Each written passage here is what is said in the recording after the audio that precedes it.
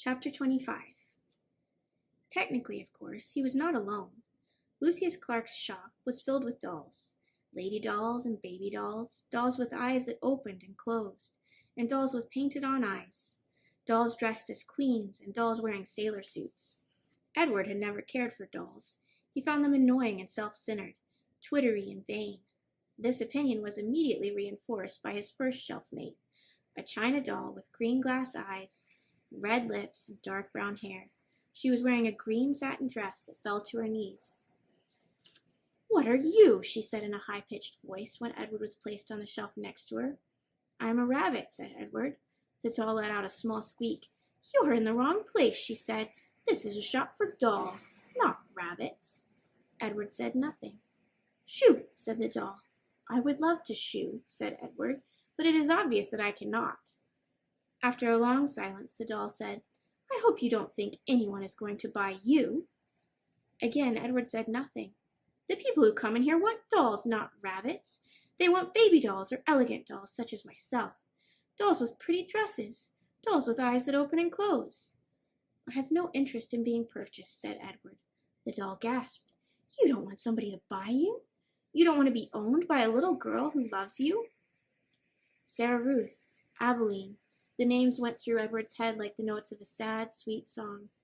"I have already been loved," said Edward. "I have been loved by a girl named Abilene. I have been loved by a fisherman and his wife and a hobo and his dog. I have been loved by a boy who played the harmonica and by a girl who died. Don't talk to me about love," he said. "I have known love." This impassioned speech shut up Edward's shelf-mate for a considerable amount of time. "Well," she said at last, "still, my point is that no one is going to buy you." They did not speak to each other again. The doll was sold 2 weeks later to a grandmother who was purchasing her for a grandchild.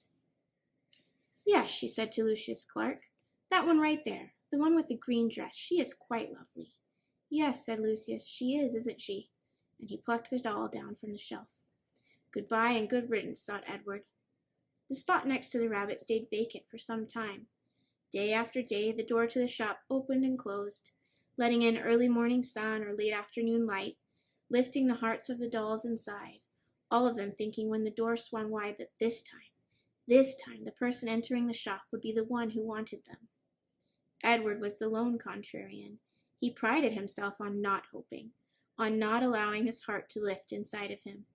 He prided himself on keeping his heart silent, immobile, closed tight.